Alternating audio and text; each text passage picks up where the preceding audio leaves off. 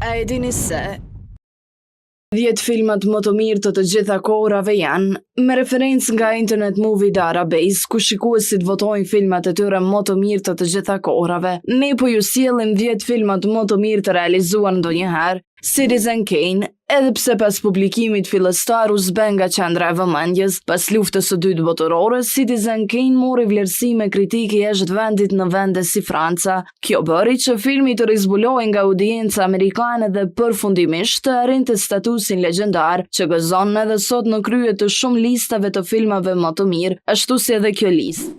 The Good Father, një nga filmat më të respektuar ndonjëherë, The Good Father është i njohur vazhdimisht si një nga filmat më të mirë të realizuar ndonjëherë. Filmi ka padyshim një nga aktorët, skenarët dhe regjisorët më të mëdhenj të gjitha kohërave. Ai pati një ndikim të rëndësishëm në kulturën perëndimore që është i njohur si efekti i kumbarit. Pulp Fiction, i njohur gjërësisht për dialogun e tij eklektik, linjën e historisë jo lineare dhe referencat e shumta të kulturës pop. Pulp Fiction u nominua për 7 Oscar dhe fitoi Palmën e Artë në festivalin e filmit në Cannes, në Francë. The Good, the Bad and the Ugly. The Good, the Bad and the Ugly shpesh konsiderohet si westerni më popullor i të gjitha kohërave dhe filmi më i mirë në zhanrin e tij. Me Clint Eastwood, ky western është filmi i tretë në trilogjinë e famshme Dollars dhe është i njohur për kinematografinë dhe partiturën e tij filmike.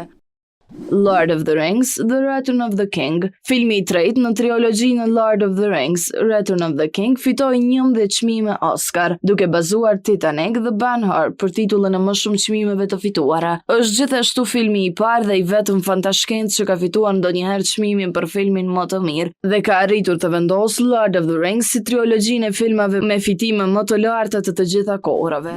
The Good Father Part 2. Duke fituar 6 çmime Oscar, The Good Father pjesa e dytë është përzgjedhur për të ruajtur në regjistrin kombëtar të filmit në SBA dhe konsiderohet gjërësisht si një nga shembujt e paktë në historinë kinematografike, ku vazhdimisht ishte në të njëjtin nivel me origjinalin. Seven Samurai. Seven Samurai tregon historinë e një fshati që punson 7 samuraj mashtrues për t'i mbrojtur ata nga banditët. Është filmi japonez me fitim më të madh ndonjëherë dhe një nga pak filmat japonez që ka arritur ndonjëherë në kinematografinë perëndimore në një masë të konsiderueshme.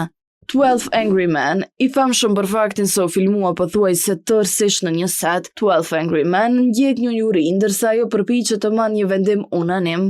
Vetëm kur filmi doli në televizion, shumë kohë pas performancës së tij, fillimisht gënjyese në ark, ai arriti statusin e tij legjendar. The Dark Knight, një nga filmat më të mirë të viteve 2000, Dark Knight ishte filmi i 11 me fitimet më të larta të gjitha kohërave dhe mori vlerësimin e kritikëve si për aktrimin e tij të fuqishëm, ashtu edhe për skenarin e tij fantastik. Shawshank Redemption. Edhe pse Shawshank Redemption mezi e mbuloi buxhetin e tij, ai mori vlerësime shumë të mira nga kritikët dhe përfundimisht u bë i preferuari i të gjitha kohërave në TV kablor dhe DVD. Ai po ashtu rangohet i pari në Internet Movie Database. Faleminderit që na ndoqët, like dhe subscribe për më shumë video si kjo.